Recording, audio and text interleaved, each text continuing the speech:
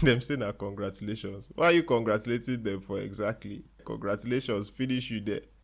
OB Keeng to ease no eye, coming out with the music to ease your mind. Hi guys, it's OB Keeng once again in the house with another video for you guys. I'm here to commiserate with Nigerian students. I don't know whether to congratulate or commiserate with you guys. The 8-month-old ASUU strike has ended. I'm sure as I'm speaking right now, some of you are already in your hostels.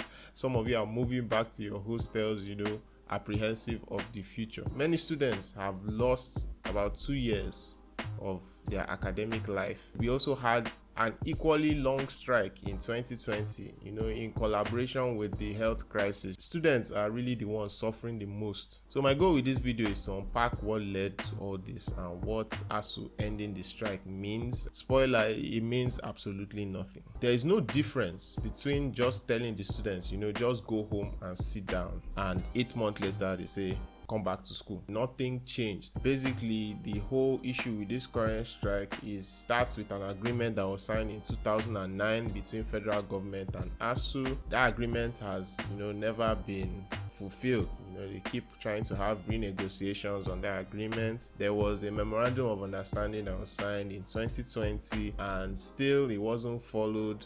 And in 2022, that's what necessitated the strike. Now, what ASUU is asking for is a myriad of things. First of all, there was a change to their payment platform. Current federal government instituted the IPPIS payment platform for lecturers, and ASUU is not happy with that payment platform.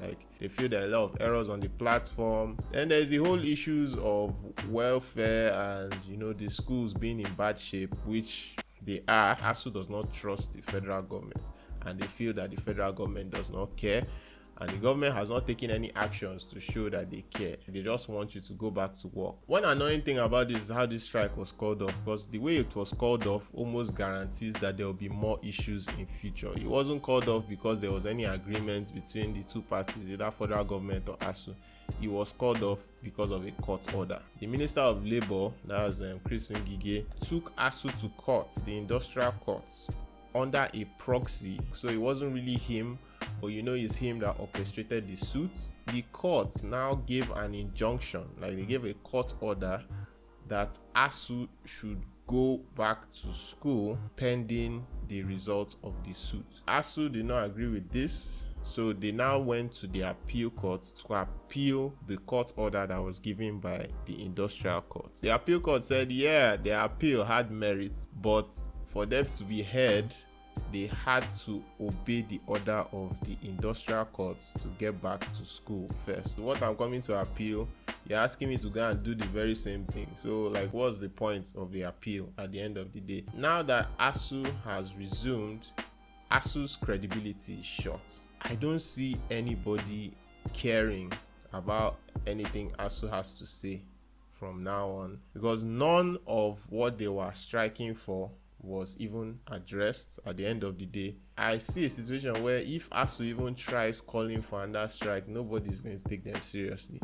Federal government has also planned ahead for this and gone and instituted 2 other unions, of which ASUU complains that this is wrong, it's illegal. You can only have one functional union in a sector, in this case being the educational sector. For the 2 unions that were recently giving approval, you are seeing your predecessors suffering from government neglect, and you are going to rival your predecessors, and you think your own turn that the government will do the same thing to you. Well, good luck with that. What's more annoying is this current administration, the federal government, is leaving office next year, so it's going to be a problem for the next administration that comes in. I feel like ASUU is on his way out, but that's really just my opinion. As for the students, I'm really sorry, or I'm really happy, depending on how you take this news. Schools are already setting exams